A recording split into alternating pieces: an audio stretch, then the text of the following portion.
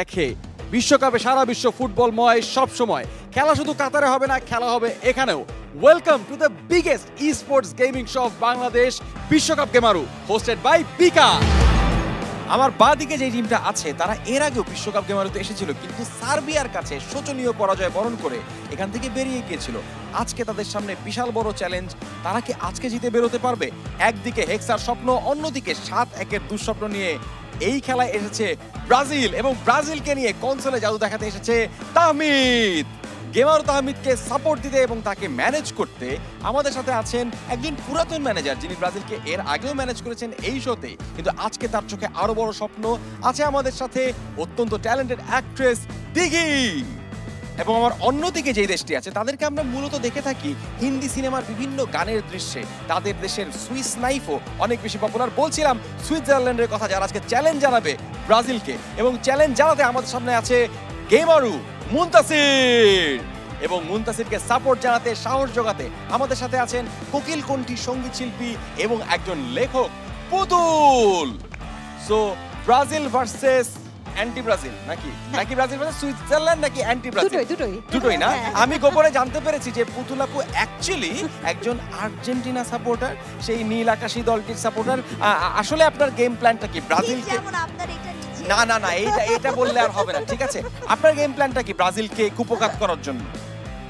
সেটা আমরা কি মাঠে বলে দেব, এখন তো বলা যাবে না। আচ্ছা, সিক্রেট কোন একটা গেম প্ল্যান আছে? বড় দলের সাথে সিক্রেট গেম প্ল্যান থাকতে হয়। আপনি কতটুকু প্রেসার ফিল করছেন? এর আগে সার্বিয়ার সাথে একটা অঘটন ঘটে গিয়েছিল। দেখেন 7-1-এর পরে যখন প্রেসার নাই, তাহলে এখন আর কিসের প্রেসার বলেন? আমাদের নাই হারানোর ভয়, এরকম একটা কথা বলে ফেললেন দিঘি। যা হোক, দুই দলই বেশ পাম্পড আপ, তারা খেলা নিয়ে প্রচন্ড পরিমাণে প্রস্তুত। খেলা শুরু হবে কয়েন টস দিয়ে। বিকাশের লোগো হচ্ছে হেডস এবং বিকাশের লেখা হচ্ছে টেলস। যে দল জিতবে তারা করবে kick off. Ready? Alright, so কে কল করবে? আমার মনে হয় আমি লাস্টে করেছি, সো পুতুলাপুর এবার করা উচিত। Okay, ready? পুতুলাপু, হেডস ইজ দ্য কল। এবং টসে জিতেছে সুইজারল্যান্ড। কিক অফ করবে সুইজারল্যান্ড। আমার জন্য কম বক্স অপেক্ষা করছে Hasan Mahadi. Let the game begin. সুপ্রিয় দর্শক মন্ডলী, একটি দুর্দান্ত প্রাণবন্ত খেলা নিয়ে আজকে হাজির হয়েছি। সুইজারল্যান্ড বনাম ব্রাজিল। কিক অফ করবে সুইজারল্যান্ড। চমৎকারভাবে খেলাটি শুরু হয়ে গেল। এদিকে দুই ম্যানেজারকে দেখতে পাচ্ছি, উৎসাহ এবং উৎকণ্ঠা একই সাথে তাদের মধ্যে বিরাজ করছে।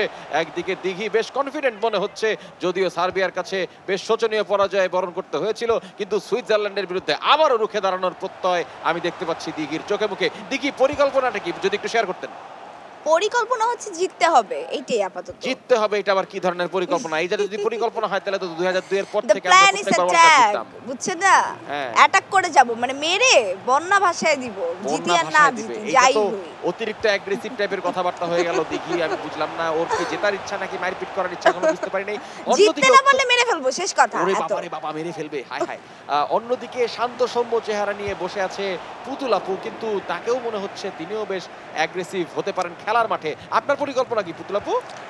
আমরা নান্দনিক ফুটবল উপহার দেব। নান্দনিক ফুটবল, ঠান্ডা মাথায় জিতে যাব। ঠান্ডা মাথায় জিতে যাবে, দারুণ।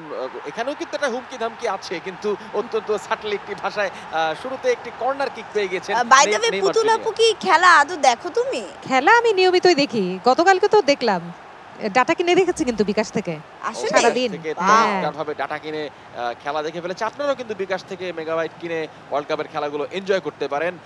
এদিকে না, আবারও থ্রো ইন।